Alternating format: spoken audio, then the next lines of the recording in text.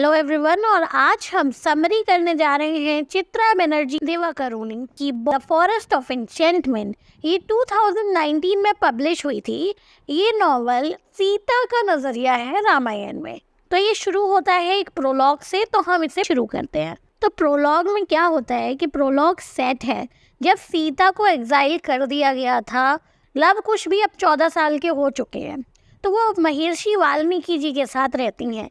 महर्षि वाल्मीकि जी एक दिन सीता को अपनी रामायण देते हैं, क्योंकि उन्होंने अभी अभी उसे लिखकर ख़त्म किया है और वो चाहते हैं कि सीता उसे सबसे पहले पढ़े।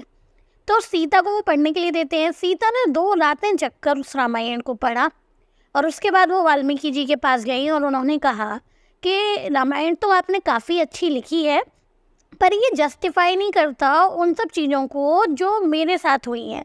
ये सुनने के बाद वाल्मीकि जी सीता को लिखने के लिए इक्विपमेंट्स देते हैं और कहते हैं तो तुम अपनी सीताएं खुद लिखो। अब सीता क्या करती हैं कि माँ सरस्वती को याद करती हैं और माँ सरस्वती को याद कर कर लिखना शुरू करती हैं। और यहाँ से शुरू होती है ये कहानी। सीता अपने जन्म को और बचपन को याद करती हैं। वो कहती हैं कि कैसे राजा जनक को वो गोल्ड कलर के कपड़े में, सोने के कपड़े में लिपटे हुई जमीन के अंदर से मिली थी। राजा जनक के एडवाइजर तो राजा जनक उन्हें घर ले गए, वो वहाँ पली बड़ी। सीता के पास हीलिंग एबिलिटीज़ थी, उन्हें जड़ी बूटियों का भी अच्छा ज्ञान था। स्पेशली एक हीलिंग हाउस भी उनके लिए बनवाया गया था, जहाँ लोग सीता के पास आया करते थे और सीता उन्हें ठीक किया करती थी।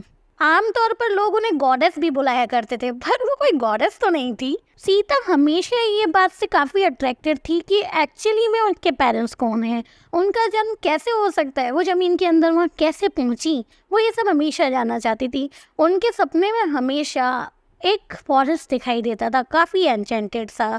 ओशंस की लहरें हमेशा उनको सुनाई देती रहती थीं। वो इन सब चीज़ों के बारे में जानना चाहती थी। सीता की मदर रानी सुनैना, उन्होंने सीक्रेटली सीता को मार्शल आर्ट्स के लेसन भी दिए थे, क्योंकि उनका मानना था कि सीता की एक डेस्टिनी है जो उसे फुलफिल करनी है। सीता को ये लेसन्स काफ़ी पसंद थे और उन्होंने काफ़ी अच्छे से इनको सीखा। एक दिन सीता मंदिर जाने की तैयारी कर रही होती हैं कि तभी उनकी छोटी बहन उर्मिला वहाँ आती है और बोलती है, सीता एक लड़का और आया है हमेशा की तरह, पर वो 2 भाई हैं, एक का नाम है राम और दूसरे का लक्ष्मण है। सीता शादी नहीं करना चाहती थी, पर उन्हें भी पता था कि ये पॉसिबल नहीं है। मंदिर जाते हुए सीता और उर्मिला ने एक ग्लिम्पसेस देखी राम और लक्ष्मण की। वो महर्षि विश्वामित्र के साथ थे। सीता ने जैसे ही राम की आंखों में देखा, उन्हें एक दूसरी ही दुनिया का कनेक्शन सा महसूस हुआ। मंदिर में सीता देखती है कि उर्मिला काफ़ी ईगर है लक्ष्मण के बारे में।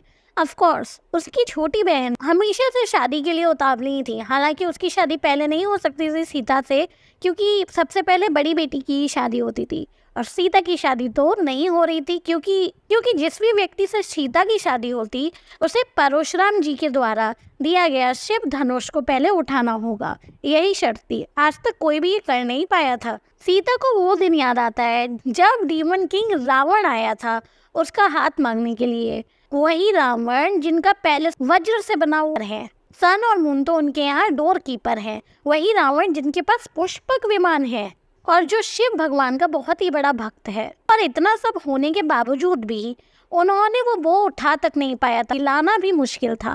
पर आज सीता ने और उर्मिला ने बहुत ही दिल से प्रार्थना की थी शादी के लिए, क्योंकि सीता को राम को देखकर एक दूसरे ही वर्ल्ड का कनेक्शन सा फील हुआ था। सीता हमें बताती हैं कि जब वो पहली बार हरधनु के पास गई थी, उन्हें ऐसा लगा कि वो हरधनु की तरफ खिंची चली जा रही हैं। हरधनु ने उन्हें अपनी सारी शक्ति दे दी हो। इस नॉवल में जो हरधनु है उसे पर्सोनिफाइड किया गया है, यानी कि वो सीता से बातें करता है, वो सीता को मेंटल स्ट्रेंथ देता है, सीता के टेस्ट लेता है और उन्हें फिजिकली और मेंटली स्ट्रांग भी बनाता है। कभी कभी वो उसे कैलाश के बारे में बताता है, शिव पार्वती के बारे में बताता है और थोड़े बहुत क्लूज भी देता है सीता के एग्जिस्टेंस के बारे में और उनके आने वाले कल के बारे में। उस रात सीता को नींद नहीं आ रही होती है, पर वो जैसे तैसे सो जाती हैं। जब वो सोती हैं तो उन्हें एक सपना आता है।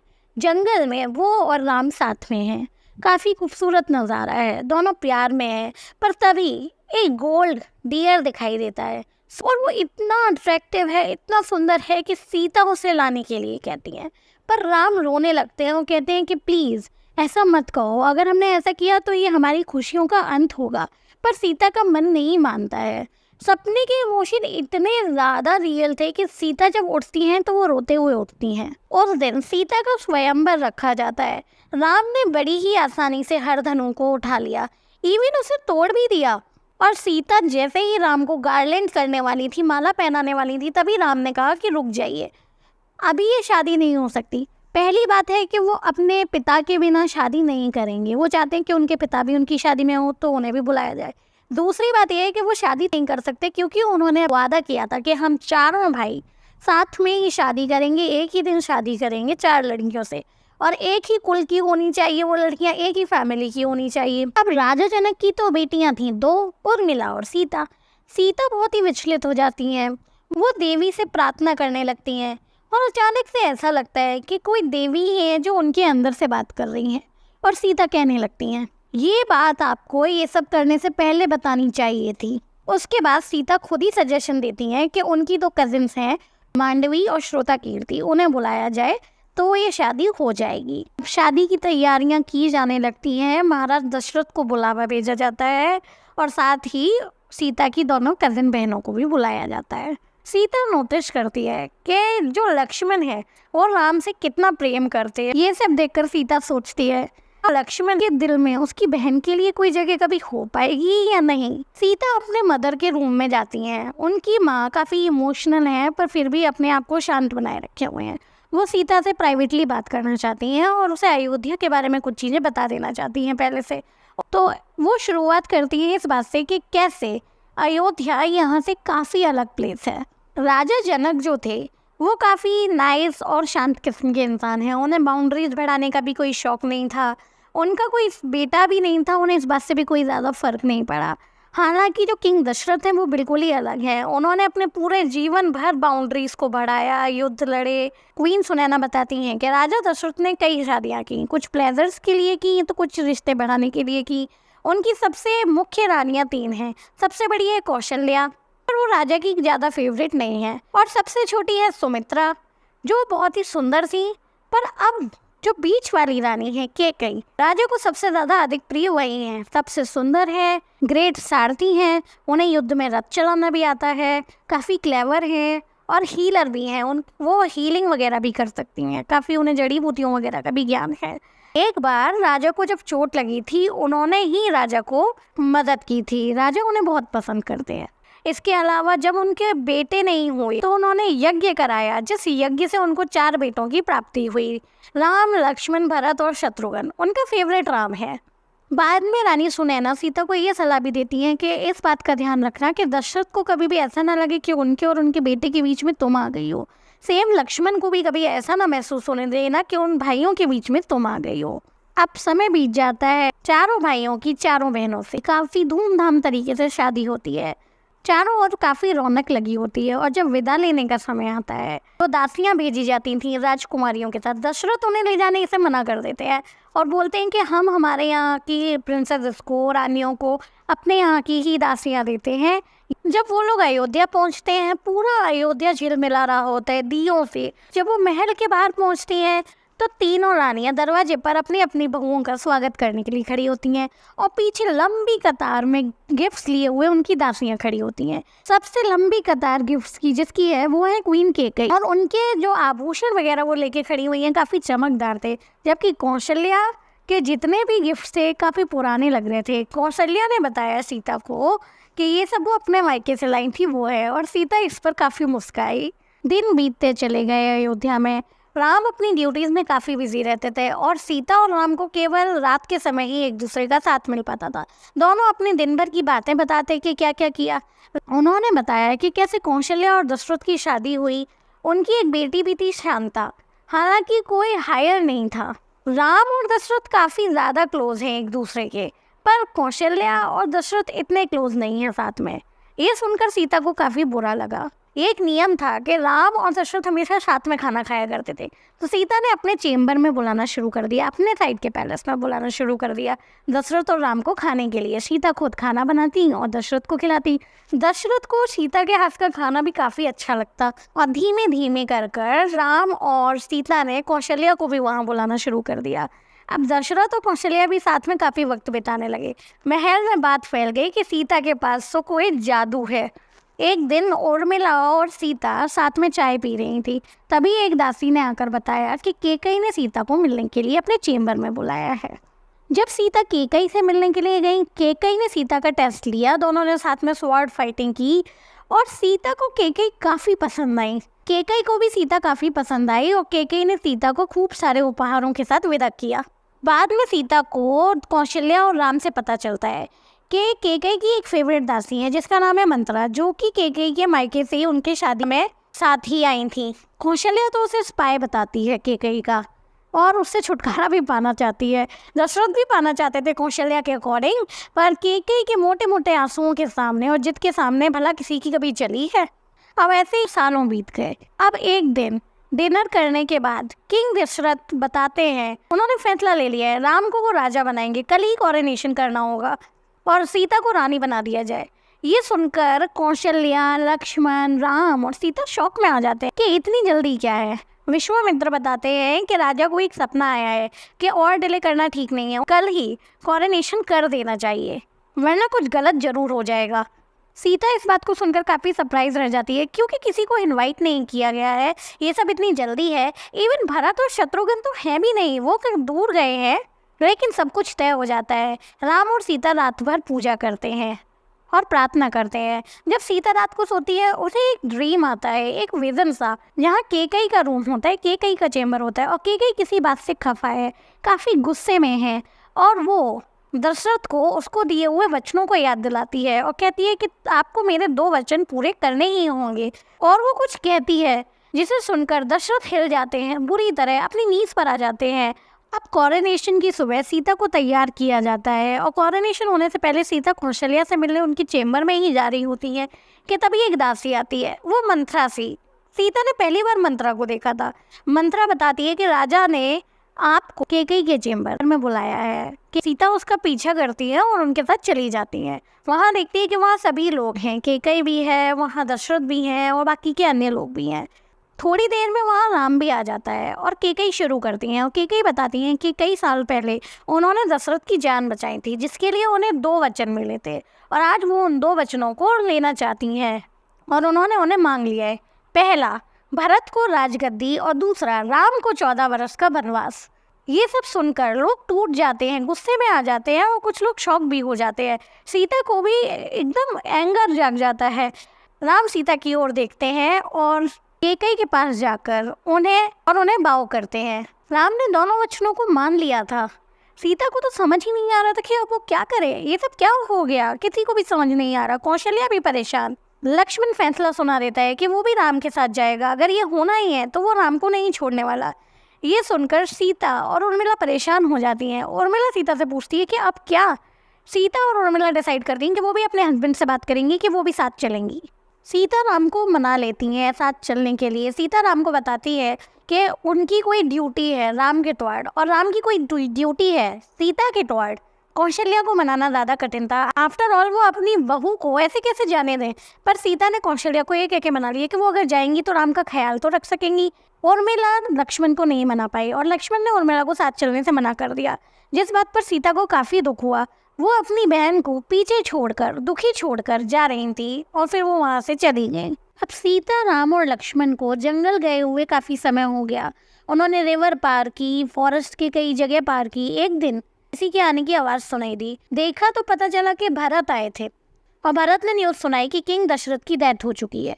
और जब किंग दशरथ की डेथ हो चुकी है तो उनके वचन भी वहीं ख़त्म हो चुके हैं, इसीलिए राम को और सीता को और सबको वापस चलना चाहिए। राम इस बात से मना कर देते हैं और बोलते हैं कि ये गलत होगा।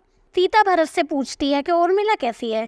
तब भरत बताते हैं कि उन्होंने अपने आप को एक चेम्बर में बंद कर रखा है और उन्हें इसके बाद कुछ नहीं पता। राम मना कर देते हैं, इसीलिए भरत को वापस जाना पड़ता है और वो राम को नहीं ले जा पाते, इसीलिए वो राम के पैरों के खड़ों को ले जाते हैं और कहते हैं कि जब तक आप वापस नहीं आ जाते ये राजगद्दी पर विराजमान रहेंगे। अब सीता, राम, लक्ष्मण अपनी यात्रा करते करते फाइनली पंचवटी पहुंचते हैं, जो दुनिया का बहुत ही खूबसूरत सा स्थान महसूस होता है। पेड़, पक्षी, पशु वो वहाँ पर हट बनाते हैं और रहते हैं। वहाँ पर कई सारे आसपास राक्षस वगैरह भी होते हैं और काफ़ी परेशानियाँ होती हैं जिनसे ये तीनों मिलकर सामना कर लेते हैं। एक बार सीता अपना बच्चों को लेकर डिजायर भी राम को व्यक्त करती हैं कि उनके एक बच्चे होने चाहिए, जिस पर राम मना कर देते हैं। वो कहते हैं कि जंगल में उन बच्चों को हम कैसे सिखाएंगे और प्रोटेक्ट कैसे करेंगे। एक दिन राम, लक्ष्मण और सीता बैठे हुए थे, तभी वहाँ पर एक घुंघराले बालों वाली डार्क स्किन गर्ल आती है जो काफ़ी सुंदर है। वो आके राम और लक्ष्मण से बातें करने लगती है और बताती है कि वो बहुत ही बड़े रॉयल घराने से है, और वो बताती है कि उसका नाम मीनाक्षी है। कुछ लोग उसे सुपर्णखा भी कहते हैं क्योंकि इसके नाखून बहुत सुंदर है, और राम उसे कामरूपिणी भी बुला सकता है। और जो मीनाक्षी होती है वो राम की वाइफ बनने की इच्छा भी प्रकट करती है। ये सोचकर सीता कुछ कहना चाहती थी, पर सोचती है कि चलो राम पर ही छोड़ देते हैं। अब सीता को लगने लगा था कि ये उसकी सबसे बड़ी गलती थी, क्योंकि राम ने सुपर्णखा से कहा कि देखो, मैंने तो एक शादी कर ली और मैंने एक ही शादी में बने रहने की वो ली है, तो तुम लक्ष्मण से शादी कर लो। और लक्ष्मण उससे कहने लगता है, नहीं नहीं, आपको तो राम से ही शादी करनी चाहिए, देखो ना वो कितने सुंदर हैं, कितने हैंडसम हैं।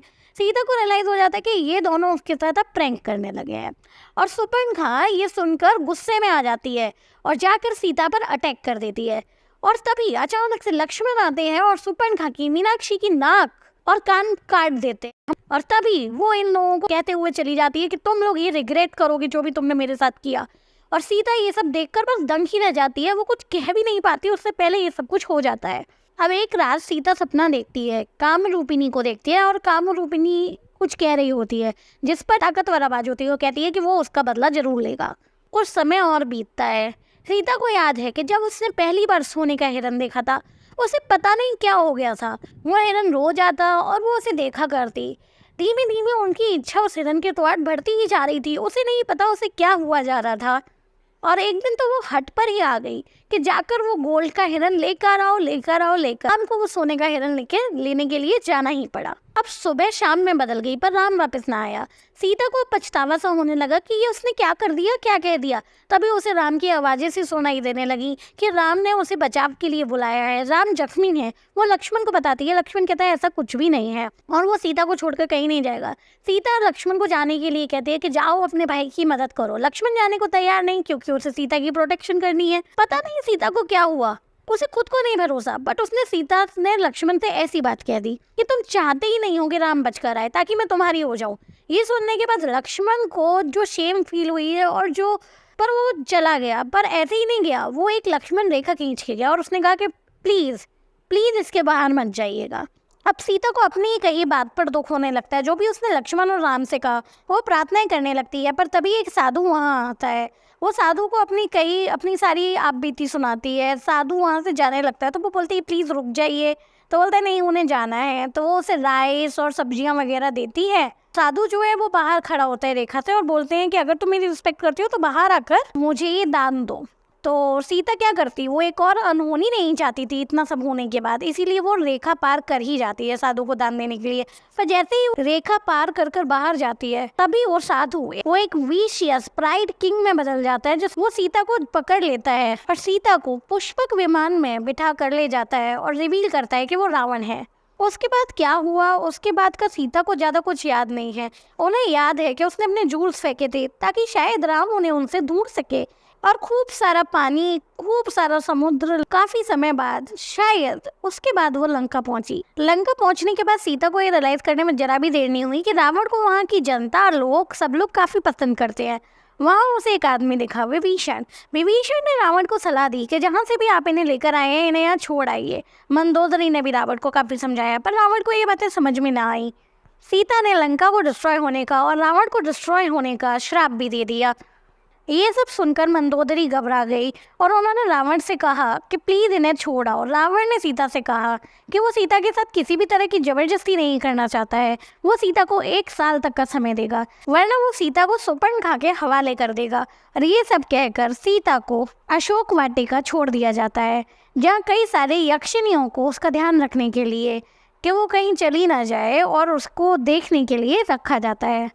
विभीषण की वाइफ सरामा भी सीता से मिलने के लिए आई। उन्होंने रावण के बिहेवियर के लिए सीता से माफ़ी भी मांगी। उन्होंने मंदोदरी के द्वारा भेजे हुए फल, मिठाइयाँ और गिफ्ट्स भी लिए। सीता ने कहा कि वो कुछ भी नहीं खाना चाहती और वो कुछ भी नहीं खाएंगी। रात को सपने में इंद्र आए ताकि सीता को भूखा ना रहना पड़े, इसीलिए उन्होंने सीता को पीने के लिए सुधा दिया, और सीता को ये भी बताया कि रावण को एक बूंद मिला हुआ है ब्रह्मा का, कि उसे आदमी और बंदरों के अलावा कोई नहीं मार सकता। दिन बीतते गए, पेड़ों के आसपास और अशोक ट्री के आसपास सीता को काफ़ी अच्छा महसूस होता था।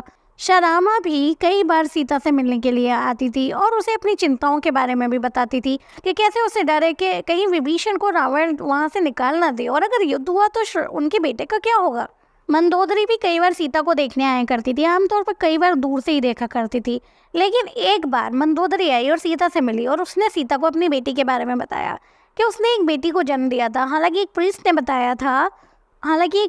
ने बताया था कि ये बेटी अपने पिता के लिए ऋण लेकर आएगी, इसीलिए रावण ने उसे मरवाने का आदेश दे दिया था, पर उसने उसे मरवाया नहीं और नाइट्स को कहकर उसे कहीं दूर भिजवा दिया। और मंदोदरी को लगता है कि सीता ही वही बेटी है, हालांकि सीता ये यकीन करने से मना कर देती है।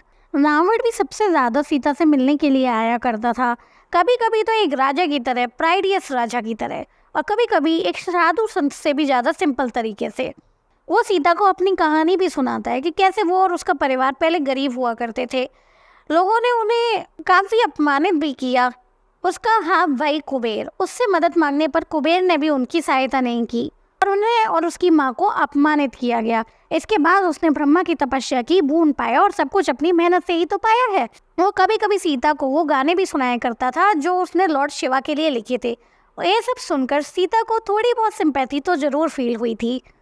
अब सीता दिन रात अपनी होप्स हारती ही जा रही थी कि वो राम को कभी दोबारा देख पाएंगे या नहीं। दिन काटना मुश्किल था। तभी एक शाम को एक सबसे छोटा टीनिएस्ट मंकी सीता ने देखा और उसे अपनी आंखों पर भरोसा ही नहीं हुआ। और उस छोटे से मंकी ने बताया कि उसका नाम हनुमान है और उसे राम ने भेजा है। उसने सीता को उसकी वेडिंग रिंग भी दिखाई जो राम ने उस सीता को दिखाने के लिए दी थी। उसने बताया कि वो समुद्र पार कर कर आया है, वो लंबे से लंबा हो सकता है और छोटे से छोटा हो सकता है। फिर सीता ने हनुमान से राम के विषय में पूछा, तब ने बताया कि दोनों भाई काफ़ी चिंता में रहते हैं, अपने आप को ब्लेम करते रहते हैं कि आपकी मिजरी का कारण वही है। वो यहाँ आ रहे हैं, वो खाना पीना भी कम खाते हैं, काफ़ी परेशान रहते हैं। सीता ने हनुमान को अपना मांग टीका दिया और हनुमान उसे लेकर वहाँ से चला गया, ये आश्वासन देकर कि वो जल्दी ही आएगा। हनुमान ने तो सीता को ऑफर भी दिया था कि आप मेरे साथ ही चलिए, पर सीता ने मना कर दिया और कहा कि उसे पता है कि राम का यहाँ आना ही डेस्टिनी है। थोड़े समय बाद चारों ओर से हल्ला गुल्ला और शोर सुनने के बाद सीता परेशान हो उठती है। बाद में उसे पता चलता है कि हनुमान ने लंका जला दी है। अब राम की वानर सेना आ चुकी थी, युद्ध शुरू हो चुका था। वहाँ के नाइट्स और गार्ड्स से उसे हमेशा युद्ध का हाल पता चलता रहता। कभी कभी रावण खुद आता बताने कि कैसे उसने राम की सेना को परेशान किया और तंग किया। राम की वानर सेना भी कुछ कम नहीं थी। उसके सुनने में आया था कि धीमे धीमे सब लोग खत्म होते जा रहे थे। इंद्रजीत, मेघनाथ, यहाँ तक कि कुंभकर्ण, अशोक वाटिका की यक्षिनियाँ हमेशा इस बारे में बातें किया करती थीं और सीता ये सुनती थी। और कभी कभी उसे अफसोस भी होता कि अगर वो हनुमान के साथ ही चली जाती तो कम से कम इतने लोगों की जान तो न जाती। जब रावण फाइनली युद्ध के मैदान में उतरा, सब लोग उस युद्ध को देखने के लिए गए। अशोक वाटिका छोड़कर यक्षिनियाँ भी अपने बिलवेड किंग को देखने के लिए गईं। अब सीता ने दिन और रात इंतज़ार किया और दिन और रात फिर इंतज़ार किया और इंतज़ार ही किया राम का। और एक दिन सुपर्णखा ने आकर सीता पर हमला कर दिया, जिससे शरामा ने सीता को बचा लिया। शरामा पूरे गोल्ड में लदी हुई थी और तैयार थी। वो अब लंका की रानी बनने जा रही थी और शरामा ने बताया कि मंदोदरी तुमसे मिलना चाहती है सीता। और सीता मंदोदरी से मिलने के लिए जाती है, जहाँ पर रावण अभी भी लेटा हुआ है मृत्युशैया पर। मंदोदरी ने रावण को अपनी बेटी वाली स्टोरी सुनाई, जिसको मानने से सीता और रावण दोनों ने ही इनकार कर दिया। रावण ने कहा कि उसका कोई और कनेक्शन है सीता से, और तभी दोनों को बैकुंठ की एक झलक मिलती है। बैकुंठ में सीता लक्ष्मी होती हैं, राम होते हैं विष्णु, और जो रावण है वो जय होता है, उनका द्वारपाल। जय विजय दो द्वारपाल होते हैं। वहाँ पर तभी संत कुमार आते हैं। संत कुमारों को हर जगह जाने की आज्ञा होती है, उन्हें कोई कहीं रोक नहीं सकता, पर जय और विजय उन्हें रोक देते हैं। वो कहते हैं कि आप अंदर नहीं जा सकते हैं क्योंकि भगवान अभी आराम कर रहे हैं। ये सुनकर संत कुमारों को गुस्सा आ जाता है और वो उन्हें श्राप दे देते हैं कि मृत्यु लोक में 7 जिंदगियां बितानी होंगी। बाद में विष्णु भगवान आते हैं और जय और विजय प्रार्थना करने लगते हैं, जिस पर विष्णु भगवान कहते हैं कि या तो तुम्हें 7 जिंदगियां पृथ्वी पर बितानी होंगी या 3 जिंदगियां उनके दुश्मन के रूप में बितानी होंगी पृथ्वी पर। जय उन 3 जिंदगियों को चुनता है। ये देखने के बाद रावण अपने व्यवहार के लिए सीता से माफ़ी मांगता है। बाद में सीता तैयार होकर राम से मिलने जाने लगती हैं शीशोर पर। हनुमान उन्हें मिलते हैं और ग्रीट करते हैं। वो जाकर राम को देखती है और राम एक थ्रोन पर बैठे हुए हैं। चारों ओर सीताराम की गूंज है। लक्ष्मण सीता को देखकर स्माइल करता है। सीता ये देखकर समझ जाती है कि लक्ष्मण ने सीता को माफ़ कर दिया है। वो राम की ओर देखती है, पर राम तब बिना किसी फीलिंग की आवाज़ में सीता से कहते हैं कि मैंने तुम्हें बचा लिया है, अब तुम जहाँ चाहे वहाँ जाकर रहने के लिए आज़ाद हो, मेरी तुम्हारे ऊपर से ड्यूटी ख़त्म होती है। सीता फ्यूरी में जलने लगती है, उसका पूरा शरीर जलने लगता है। क्या उसने जो सुना वो सत्य था? वो आज तक रावण के पैलेस तक में नहीं गई, उसने वहाँ कदम तक नहीं रखा, केवल ये सब सुनने के लिए भगवानों ने उनकी शादी कराई थी। ऐसे कैसे राम उसकी ड्यूटी से मुक्त हो सकता है? वो राम को समझाने का बहुत प्रयास करती है, पर राम समझता ही नहीं है। वो बोलता है मैं मेक श्योर करूंगा कि तुम सुरक्षित रहो, चाहो तो तुम विभीषण के साथ रह सकती हो। ये सब सुनकर सीता को और गुस्सा आ जाता है। वो लक्ष्मण से अपने व्यवहार के लिए माफ़ी मांग लेती है और कहती है अगर तुम अपनी पत्नी पर शक करते हो, बाकी की जनता और दुनिया क्या करेगी? अगर आगे से तो लोग हमेशा अपनी पत्नियों पर इसी तरीके से शक करते रहेंगे। इससे अच्छा तो ये है कि मैं यही आग लगाकर मर जाऊं। और वो अपने लिए एक आग का पायर जलाती है, पर सीता अग्नि में चली जाती है। अग्निदेव आते और राम के हाथ में सीता का हाथ रखने लगते हैं और बोलते हैं कि सीता पवित्र है, उन्हें अपना लो। ये सब देखकर राम का दिल पिघल जाता है और वो सीता को अपना लेता है और चारों सीताराम की चैंट्स होने लगती हैं। ये सब लोग उसके बाद विभीषण से विदा लेते हैं और पुष्पक विमान में बैठकर अयोध्या पहुंचते हैं। वहां जाकर वो देखते हैं कि पहले की तरह नहीं है अब अयोध्या, ये पहले के जितना प्रॉस्पेरस नहीं रहा। भरत उन्हें बताता है कि वो पास के ही गांव में शिफ्ट हो गया था और वहीं से महल का काम संभाल रहा था और यहाँ नहीं रहता था। महल की हालत भी अब पहले से ज़्यादा खराब हो चुकी थी। ये सब देखकर सीता का मन काफ़ी दुखी होता है। वो जाकर फिर उर्मिला को ढूंढती है। किसी को भी नहीं पता कि उर्मिला कहाँ थी इतने समय तक। जब वो उर्मिला के रूम में पहुंचती है तब उर्मिला की एक दासी से उसे पता चलता है कि 14 साल पहले से उर्मिला यहीं बेड पर सोई हुई हैं और लेटी हुई हैं। सीता उर्मिला को किसी तरह से जगाती है और 24 घंटे बाद उर्मिला कुछ कहने लायक हो पाती है। बाद में सीता को पता चलता है कि जब ये लोग छोड़कर चले गए थे उसके बाद उर्मिला काफ़ी डिप्रेशन में थी और तभी निंद्रा देवी उनके पास आई और निंद्रा देवी ने बताया कि लक्ष्मण ने उनसे एक वरदान मांगा है कि उसे 14 साल तक नींद ना आए ताकि वो राम और सीता की रक्षा कर सके। तो जिसके बदले में 14 साल खत्म होने के बाद लक्ष्मण को अपनी नींद पूरी करनी होगी। अगर तुम चाहो तो ये नींद तुम ले सकती हो। उसके बाद उर्मिला ने ये वरदान को स्वीकार किया और 14 साल तक वो सोती ही रही। लक्ष्मण की और अपनी दोनों की नींद ली उन्होंने 14 साल तक। उसके बाद ये लोग कैकेयी से भी मिलने के लिए गए थे। कैकेयी जो अपने ही बेटे के द्वारा ठुकराई गई थी, वो इतने समय तक महल में अकेले ही खुद को चेंबर में बंद कर रह रही थी। जब ये लोग कैकेयी से मिलने के लिए पहुँचे तो कैकेयी रो पड़ी। उनकी तो ये हालत थी कि वो अपने आप को मार डालना चाहती थी, पर राम और सीता ने उन्हें माफ़ कर दिया।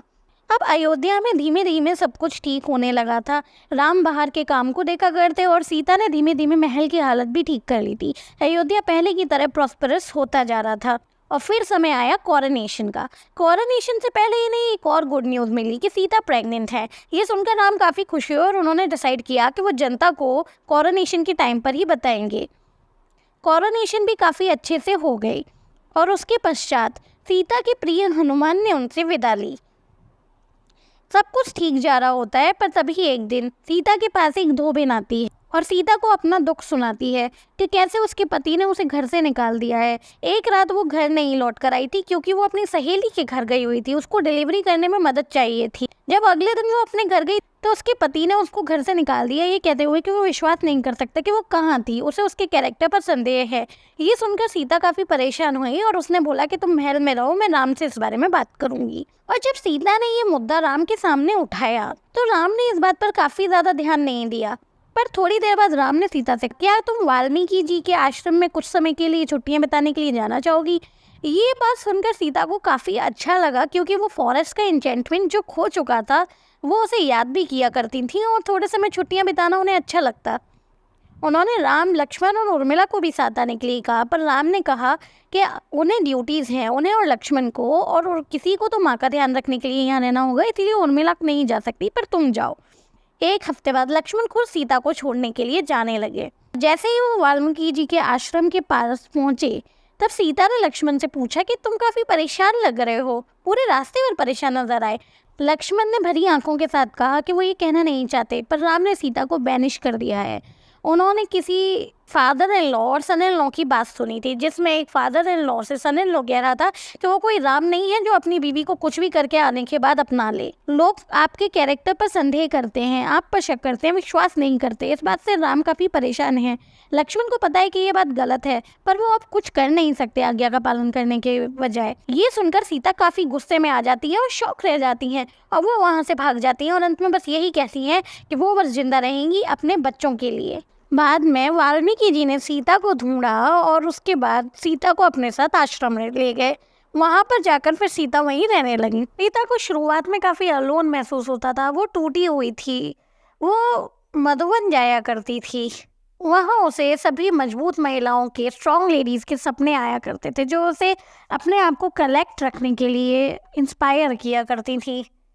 इंदिरा माँ ने भी उसकी वहाँ काफ़ी मदद की। वाल्मीकि जी, इंदिरा माँ, यहाँ तक कि वहाँ की मेडिसिन वेमेन धरेनी माँ के साथ भी सीता ने काम करना शुरू कर दिया। धीमे धीमे वो वहाँ का ही एक हिस्सा बन गई। एक बार उर्मिला भी सीता से मिलने के लिए आई थी और वो वापस नहीं जाना चाहती थी। उसने बताया कि राम अब पहले की तरह नहीं रहे और ना ही वहाँ अयोध्या में पहले जैसा काम होता है, ना ही पहले जैसी प्रॉस्पेरिटी है।